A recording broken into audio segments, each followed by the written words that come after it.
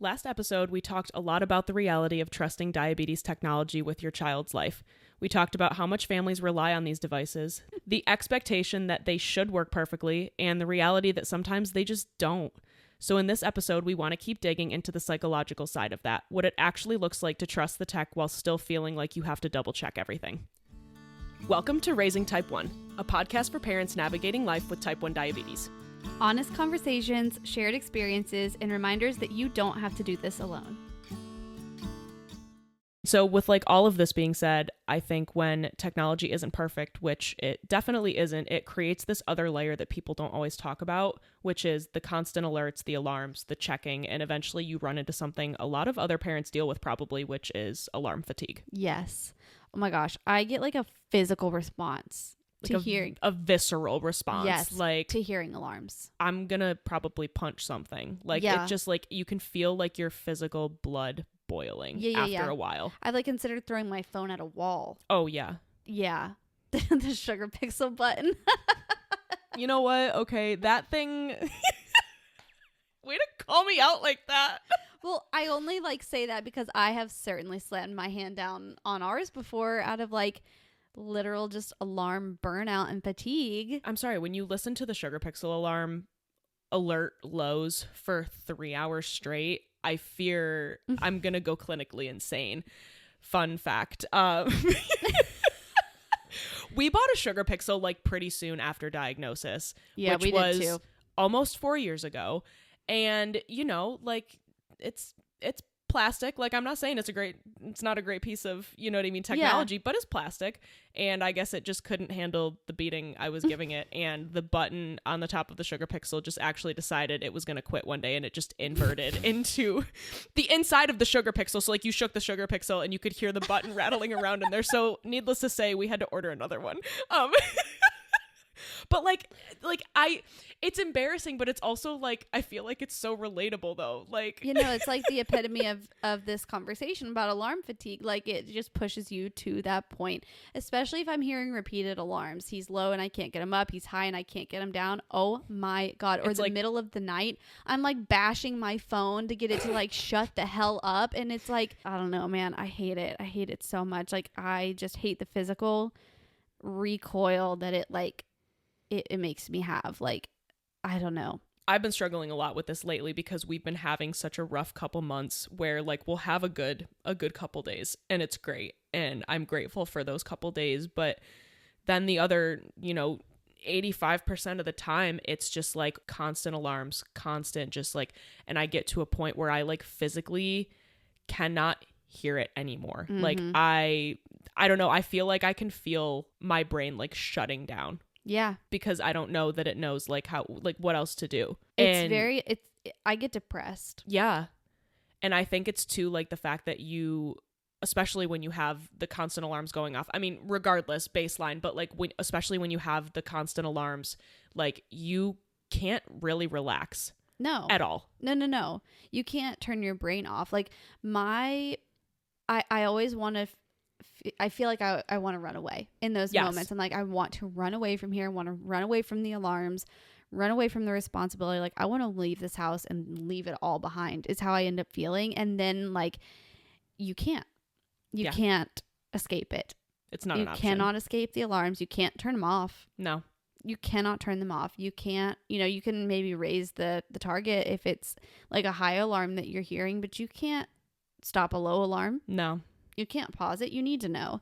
And it's so exhausting. To me, the alarm fatigue is one of the most exhausting parts of managing type 1 diabetes because it just makes it so in your face. Yeah. I think it's like, you're having a bad day. Here, have some more pie.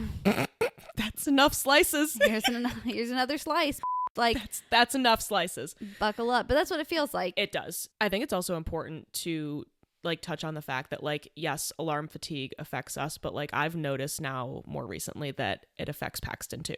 And I don't know if it's just because like he's getting older, he's more like cognizant of, you know what I mean, his diabetes in general, but like he's been very burned out lately, and we've been finger poking a lot now that we've been back on the G7, and like you know, now when I ask him to poke his finger, it's like this whole ordeal. And I just like, it just breaks my heart. Yeah. Because even when I offer to do it for him, he's just like, I hate diabetes. Like, I just want to rip it off. And I've mentioned this in other episodes before, but this has been like an ongoing thing for the past few months now. And it's just like, you know, hey, I'll poke your finger for you. Just grab me the stuff. Like, I'll take that off your plate. And he's like, I just don't want to deal with it anymore. Like, why do we have to poke my finger so much? And it's like, I just don't know. I don't know what to do. I know you almost feel guilty, or I don't know if you feel this way, but I feel like, oh, maybe I am poking your finger too much, or maybe I am like being too, you know, uptight about this. But then at the same time, I'm like, it's your life. Yeah. And I feel like I try my very best to only finger poke when something doesn't make sense, or if I'm we double check low alarms, like if it's out of nowhere, you know what I mean? If he's been constantly low for a while, I'm just like, screw it, the Dexcom's probably close enough, he's still probably low, like. But it's like I try so hard to like keep it out of his face whenever possible, but also like he's the one attached to the devices. Like he's the one that has to keep his phone near him. Yeah. I know he hears things. His Mobi vibrates. I know he feels the vibrations. Like it's got to be so overstimulating to like live in a body that is connected to these devices. So it's like, yes, like don't get me wrong, like we feel the alarm fatigue. We are the ones managing the care right now, but it's like I can't possibly imagine what it's like to have to be attached to that 24/7. Yeah, that's so true. And this is also like a great segue of talking a little bit about diabetic alert dogs, which is something that we haven't talked a whole lot about on the podcast so far, which is surprising because it's definitely a very big part of both of our lives right now. If you don't know, Janelle and I, and also our friend Ashley Murphy with Miles and Double, started a nonprofit called Special Spaniels for Kids, where we financially assist families getting diabetic alert dogs for their kids because it's so special to all of us and something that we're all really passionate about. Obviously, Ashley and Miles have Double, and Wells and I have Ducky. And both of those dogs are from MD Dogs. And then Janelle and Paxton are on the wait list with MD Dogs, currently waiting to be matched with their dog. And so, like, this whole conversation is, I know, the why for all of us on getting diabetic alert dogs. I think we all reached a point where we were like, oh my gosh, we cannot fully trust this technology. And, you know, I felt like I need a backup in my corner that won't falter like the Dexcom can and like the pump can. And obviously technology isn't perfect, and you know, I'm very aware of that. And a dog isn't perfect either. Ducky, you know, well, he doesn't make mistakes. The duck don't miss, don't lie. He doesn't miss, but he's not always with us. Like there are times where, like, you know, you could say it's not a perfect situation where he can't alert because he's in his kennel or he's not with us or whatever.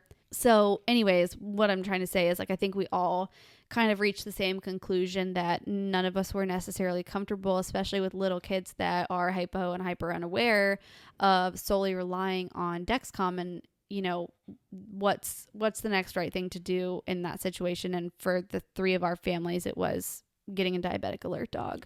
I remember that the original idea of getting Pax a diabetic alert dog happened pretty quickly after diagnosis. If I'm not mistaken, I did catch myself in the hospital, I think, while we were still there. And we were only in the hospital for 24 hours, just for reference. I did be on the interwebs researching diabetic alert dogs because, like, I feel like when you get that diagnosis, like, you to some degree just kind of throw yourself into, like, what can I do to, you know, help our life change as least drastically as possible? Like, what can I do to make sure my child is safe? What can I do to make sure, like, he's happy, he gets, like, somewhat of a real childhood, that kind of thing. But, like, I remember I was researching while we were in the hospital, and it, from the get-go, was always something that we wanted to pursue. But it was just the fact of, I think we struggled for the first couple years, like, getting our feet, like, with diabetes. And I didn't want to bring a dog into it when we didn't have good management, because a dog isn't an asset when you don't know how to manage it by yourself. Just like there's a reason why endos put you on MDI before putting you on a pump. Like, you need to learn to walk before you can run. Yeah, definitely. I think it's a little bit of an uncomfortable conversation for people to have when they're thinking about getting a diabetic alert dog, is asking yourself the question, is my child, or am I, you know, if you're the diabetic, relatively well controlled as it is? Because the truth of the matter is, if your child is having frequent ups and downs constantly all day, A diabetic alert dog isn't going to serve you very well. A Dexcom is probably enough to give you that information. And I always like to say, and also it can cause the dog to just burn out from constant alerting. But I always like to say that Ducky is my most valuable tool when either Dexcom is wrong or to my eyes, it looks like Wells is having a good day. Like when Wells' blood sugar appears to be stable, flat, good, like unassuming, for lack of a better word, and Ducky lets me know, hey, something's going on, and I look at my, Apple Watch and it says 95 and steady, those are the times where he's the most valuable to us because I'm kind of, like I said, unassuming of anything going wrong, and he's smelling the chemical change before it even happens. But if it was just constant, like I think about our graphs after Wells was diagnosed that were all over the place, a diabetic alert dog would not have done us any good at that time. Yeah. I couldn't stop the highs and lows then.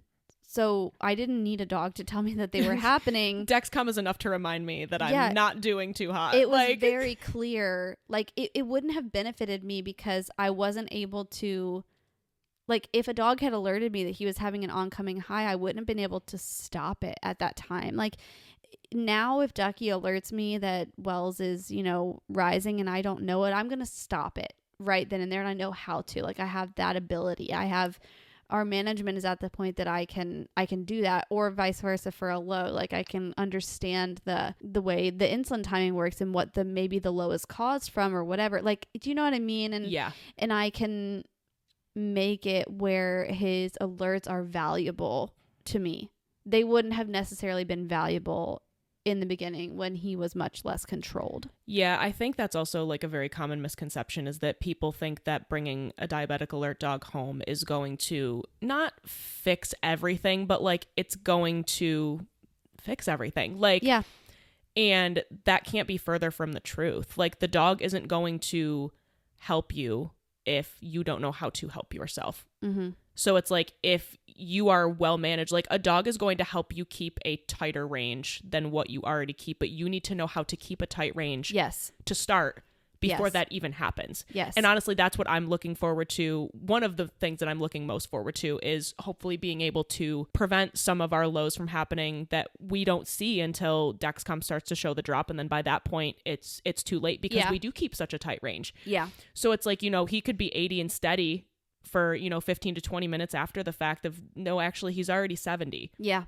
So it's like I'm looking forward to that, but another thing I'm looking forward to, and I'm sure you can attest to this, is the emotional bond between a kid and their dog. Yeah, and that is just a whole other like beautiful aspect of having a service dog, and one of the things I'm the most thankful for. Like Ducky is an amazing team member in our team of keeping Wells safe, and I'm thankful for my connection with him, and he is like truly a team player on our team, like an amazing tool in our tool belt of keeping Wells safe. But Wells loves him so much and sees what Ducky does for him, and I just love that for him. Like Ducky gives something to Wells that I can't, and I love that, for him to get to have that relationship. Ducky has like, logistically speaking, has shown me so many times how delayed technology is. He is, very rarely wrong. Actually, I would venture to say never wrong at this point. He's amazing at alerting to blood sugars 85 or under. Even if they're trending in that direction, he beats the technology. He continuously surprises me with alerts when I think Wells is totally fine. Like I remember when Ducky first was placed with us, he would alert and I'd be like, what is he alerting about? He's like, Wells is 116 and flat. Like he is not budging. And this dog is alerting 30, 45 minutes in advance of a low blood sugar. And so, I don't think I would ever say like a dog is not a replacement for technology by any means, but certainly an amazing asset to a team, especially when you like kind of have Dexcom trust issues, like I feel like I do. Yeah, I think too, like it's just important to touch on the fact that like getting a diabetic alert dog isn't replacing technology. It's just adding yet another layer of protection to keep your kid as safe as possible. They're also not accessible to every family. And that's, you know, we really need to have Ashley on an episode. I hope we will at some point. I know. To talk about special spaniels for kids, but that's why we're so passionate about it. I mean, diabetic alert dogs are not right for everybody. They're very expensive. They're almost $25,000, sometimes $30,000, depending on the company you go with, if you're getting a fully trained diabetic alert dog, and that is not a penny. You know what I mean? No, that and is most families don't just have that $25K laying around in a bank account to be like, hey, you know what, we're gonna go apply for a diabetic alert dog, and we're just gonna pay cash. Yeah, and neither of us did. You know, No. we both had to fundraise, and that's a whole other undertaking when you're already taking care of a type 1 diabetic child. So, you know, the three of us are very, very passionate about helping bridge the financial gap for families that are looking for diabetic alert dogs. And specifically, we work with MD Dogs because we're very passionate about Libby and her program and what she stands for as a diabetic alert dog program. But it doesn't mean that a diabetic alert dog is right for everybody. Like, I think it is a very personal decision and not a decision to take lightly. It's not only a big financial commitment, but a big responsibility, a big undertaking. Ducky takes work. Like, it takes me upkeeping his training, upkeeping his scent work, and making sure that he's behaving in public. It's like having another child along with us. It's well worth it for us, and I have no regrets about it. I would do it all again 100 times over to know what we gained by having him on our team, but that doesn't mean it's the right decision for everybody. Yeah. Your sugar pixel. He's high. Speaking of alarm fatigue, Janelle's sugar pixel is going off in the background of this episode. I don't even know if y'all can hear it, but if you can, I apologize. Pax is currently 155, and You have your sugar pixel set at 155? I have my sugar pixel set at 140. Oh my gosh. I don't think our sugar pixel doesn't go off for a high. Tyler just texted me saying, stop, sugar pixel going crazy. As if I can't hear it. I think our sugar pixel high is set at 180. Is it? Yeah. But I have my having, phone high set at 140. I silence my phone at night. So the sugar pixel is the only thing. If we're having like a really bad night, I'll like go and turn on alarms. It's locked, babe. Oh, we already heard it. Okay. We already stopped. You're good. I was like, why is he texting me stop? Like, do we sound that bad? Like, what are you? Stop. Okay, guess scrap it.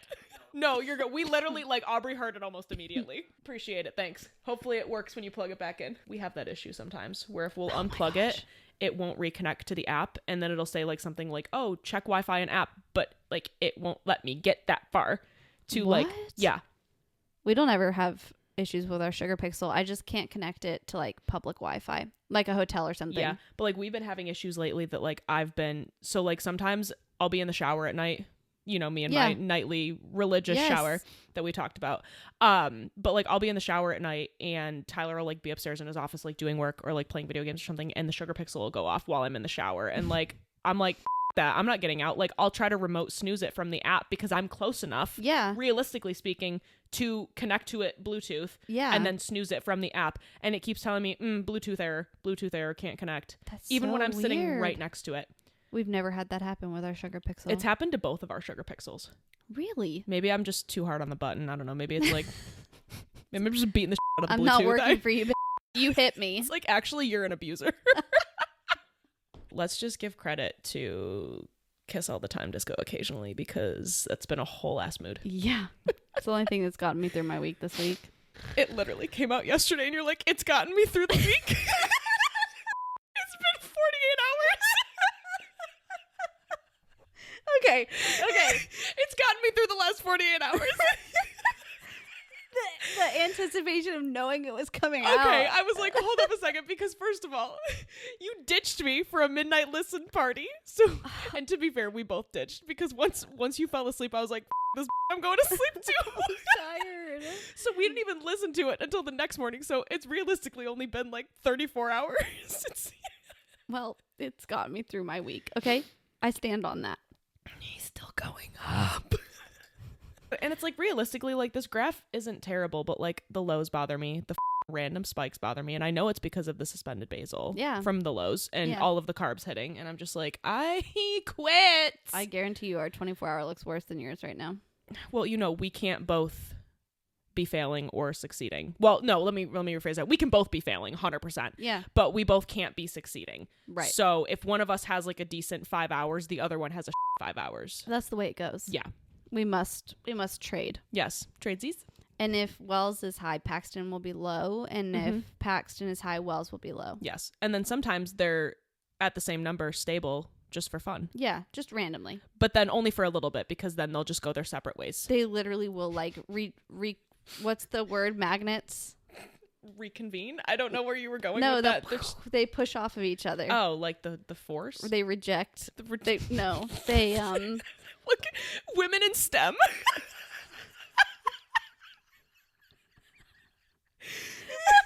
I fear we're imposters. What is it called when a magnet? When a magnet unmagnets. I don't know. When it's anti-magnet. When it's nuns magnets. When it's ask when Jack. it's like, Girl, no, I'm not the one. I won't touch you. Do you know what I'm I won't touch you. An HR complaint? I don't know. What do I Google? Anti-magnet? You know that What? trend right now that's going around that's like, can I go through your texts? Oh yeah, sure. Can I like scroll your Instagram? Yeah, sure. Can I see your ChatGPT history? No. What is it called when magnets, no magnet.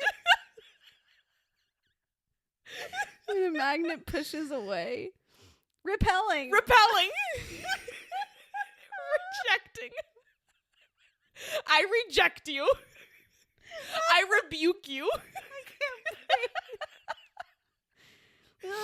Come to me for all. We should have named the podcast Women in STEM. Come to me for all your dictionary needs. Okay, to be fair, repulsion is one of them. That's still not reject, queen. Oh, is that what is that what I said? You said reject. Yeah. I'm repulsed. Like You disgust me. You disgust me. Oh my god. Anyways, but yeah, then they do that. They bounce off of each other. Yep. Women in STEM. It's our new theme song. Yeah. We can just ditch the old one. Yeah, we'll just get rid of the nice calming music and it'll just be... We can make our own version of Bill Nye. Oh, yeah. Bill Nye, the science guy. Science rules. We can make it diabetes rules. Diabetes sucks. We can talk about how much money we waste. Oh, yeah. Sorry, waste is the wrong word. Waste is not the word. Spend, I guess, is the most accurate word. I just feel a certain way about it. Yeah. No, I know. It's so insanely expensive. I picked up Wells test strips the other day, and our insurance covers them. So, like, I'm not necessarily complaining about that. But when I picked them up, I saw on the receipt, we picked up 600 test strips, which is like a little less than a 3-month supply for us. Yeah, we do a lot of finger pokes, okay? You know what I mean? I don't know what to tell you. We're on the G7. But it was like $400. That you would have paid. That we would have paid, yeah. That's what insurance covered. That's actually highway robbery, dude. Yeah, I think like test strips is something that our insurance contributes funds to, but will never actually cover completely. So we will always, no matter if we've met our out-of-pocket max or not, like we will always pay out of pocket for test strips. Yeah. But they cap it at $100. And I will say that we do get 300 test strips a month, which is more than most insurances will cover, and our endo fought very hard for that, and I'm greatly appreciative of that. But we would be paying like $500 a month for test strips. That's crazy. Without insurance. Do you guys use the AccuCheck or Contour? Contour Next. Yeah. Yeah. That's why our insurance will only cover the AccuCheck, I think, because they're cheaper. That's what our insurance wanted us to use. And like I said, our endo fought very hard to get us the Contour meter. And not that I cared so much about the meter. I bought the meters off Amazon because I wanted a bunch of them. But like it got expensive buying the strips off Amazon. And then I was like, let's try to get these, you know what I mean, covered by insurance and see if it's a little bit cheaper. And it very much is. Yeah. But it's just wild. Like every time I go to pick up prescriptions, I'll go through the forms and look and see what we should have paid. And it nauseates me. It's crazy. We got our first pump supply order of the year, and it was literally a 3-month supply of cartridges and a 3-month supply of infusion sets. And it was over $2,000. That's insane. I remember that's how much we used to pay per 3-month supply when we were on Omnipod. Like 3 months of pods was like $2,500. That's insane. Yeah. And I think, and my qualm too here is that, like, again, not only are we paying this much money or insurances or whatever, like these items are costing this much for them to not be perfect. Yeah. Like you're paying for sometimes faulty product. And you're expected to trust it to keep your child alive, to help keep your child alive. The technology itself is not going to keep your child alive. Let me go back and touch on that because I don't want to misspeak. But I don't even know. Like, it's so hard. Like, hey, you have this absurd amount of money to pay. And also some people like legitimately cannot afford the technology. Yeah. At all. Some people can barely afford their insulin to keep themselves alive. There are people that can't even do that much. They ration their insulin and then they die. I mean, that's just the honest. That makes me so sad. Me too. It's sad, but that's just like the reality of it is that these products cost so much that they're inaccessible to people. What are some of like the silliest insurance battles that you've had to deal with over the past 2.5 years? I have a couple in mind, but I want to know yours first. Let me think. We've definitely had some good ones. One that pops into mind is that when we first got prescribed test strips, our doctor had prescribed Accu-Check, test strips, and meter. I went to fill that at the pharmacy. The pharmacy was like, your insurance is denying this. They'll only cover Contour, test strips, and meter. So it was like a whole thing where we had to have, you know what I mean? The endocrinologist had to change it all to Contour, resend the prescription, like whatever. And then our insurance agreed to fill it and pay for it. And so we used that for, I don't know, it had to have been like 3 months. And I went back the next time to refill that prescription. Again, the Contour ones that insurance had just said, these are the ones we'll cover. And when I went to refill it, the pharmacy was like, your insurance is denying the Contour. They want you to use Accu-Check. I'm like, we could have just started there. We did, in fact, start there. And they literally just told me, nah, fam, we don't like those Accu-Check. We want the Contour. So at this the Contour. So at this point, I've got like 4 Contour meters around my house. Like that's what we're using exclusively because that's what we have the test strips for. And then they switched it. I'm sure there's been more stupid ones than that, but that's the one that pops into mind of like, it really sums up the of insurance. The one that comes to my mind isn't necessarily technology related, but I think it's like so stupid. It was right after he was diagnosed and our doctor had prescribed us the Novolog Junior quick pens. Oh, yeah, which for those of you that don't know the difference, normal insulin pens come in 1 unit like increments for dosing. But when you have a kid that's using barely any insulin, that's like Paxton probably would have had to eat like 60 or 70 carbs realistically to get like 1 unit of insulin back then. Yeah. So she had prescribed the junior pens, which come in increments of 0.5. So that gave us a lot more flexibility. However, our insurance denied the junior quick pens at first because they felt that it was not necessary for a 3-year-old to have a 0.5 increment dosing pen. Nice. Which was the dumbest I think that I've ever heard. And like we railed into insurance after that. We were like, basically, are you kidding me? Like, yeah, that's not an option. Like this is the only option. We were never prescribed like the syringes, and we just like we weren't pulled. either. We have always been Pens. on pens. Yep. When we were MDI pens, and then when we moved to pump, obviously vials. Yeah. But other than that, like I've never drawn, other than when we were in the hospital, I've never drawn up insulin in a syringe. Me either. We didn't even do it in the hospital. I was never taught how to do it. Really? They gave us pens in the hospital. Did they really? Mm-hmm. See, we did syringes in the hospital, but most of the time they drew up the dosage for us. They let us do it a couple times, obviously, for, competency purposes. Yeah. Before they sent us home. But honestly, like, it's like, I don't know, it's like long division. I haven't done it in so long. Don't put that in front of me. I'm not going to know what to do. Yeah, I've never done it in a syringe. They never gave us one, even in the hospital. That's wild. They went straight into using a pen. That's crazy. Yeah. That's wild, though. They denied Wells Dexcom and stuff at first, I remember. I know that some insurances will do that if you've got like test strips prescribed or vice versa. Like if you have a CGM prescription, they will not cover test strips. They're like, no, one is fine. And I'm like, actually, no, it's not. No, it's simply not at all. Have you read the reviews on this CGM? Like, yeah, put a Dexcom on yourself and let me know how that goes for you. Like, why don't you experiment with wearing one and let me know what the standard deviation is on a Dexcom G7? Yeah, I think just bringing it back, I think it's just so crazy, like how much money that we are expected to pay to strictly just keep our kids alive, or like type 1s keeping themselves alive. Yeah. And we don't even really have to deal with Dexcom, paying for failed sensors or sensors that fall off early. That's another expense. And then, like you said, the fact that we're just pouring out all of this money into tools that we know that are far from perfect, but it's the closest to perfect that we're going to get. Yeah. Yeah. And what choice really do you have? None. No. None's choice. None's choice. Pay it and weep.